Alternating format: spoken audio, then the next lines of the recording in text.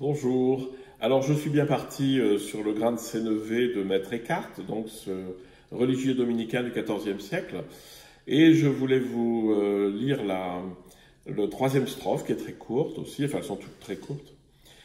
Ce triple lien chez moi éveille la stupeur, son insondable fond mon incompréhension.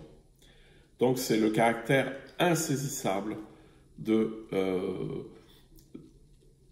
ce qui se passe vraiment, mais ça se réfère à l'expérience des cartes, parce que c'est l'expérience spirituelle qui est qu'elle est absolument indescriptible, et donc la stupeur, enfin c'est même schrick, c'est même un peu l'effroi, la stupor c'est toujours ma relation, ma réaction par rapport à une manifestation de quelque chose qui me dépasse infiniment. C'est-à-dire, waouh, cette espèce de, c'est pas de la peur, c'est pas de l'effroi, c'est la stupeur. On est face à quelque chose de gigantesque, de transcendant, de tout ce que vous voulez, et donc on a cette espèce de sensation, son insondable fond, mon incompréhension, c'est-à-dire que il n'y a rien à comprendre intellectuellement. Et là, il y a une très jolie formule, Schach und Matt, Zeit formen Stadt. Schach und Matt, ceux qui font les échecs connaissent, c'est échec et maths en allemand. Zeit formen Stadt.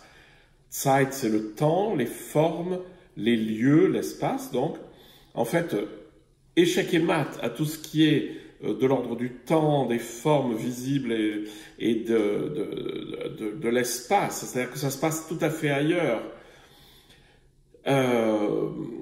Der Wunderring ist ein Gespring, cet anneau, on parle souvent d'anneau pour la Trinité, puisque c'est quelque chose de circulaire, puisqu'il y a une circulation.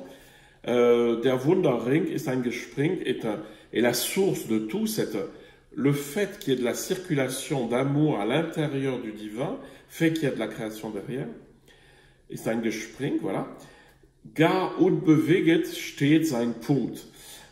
Et ça, c'est intéressant, c'est même si l'amour qui circule dans la conscience, en fait, qui prend conscience d'elle-même et qui est d'ordre divin, elle est unbewegt, c'est-à-dire qu'elle est immobile en elle-même, au centre du cercle. Hein.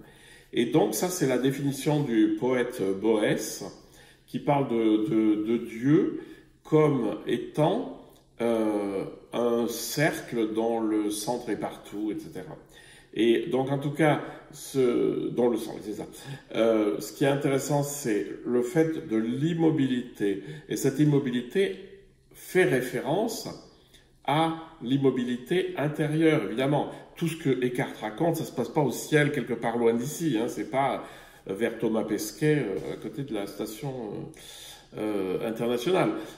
C'est l'état de l'esprit où il y a du flux de conscience et d'amour en moi, mais où l'esprit est totalement immobile.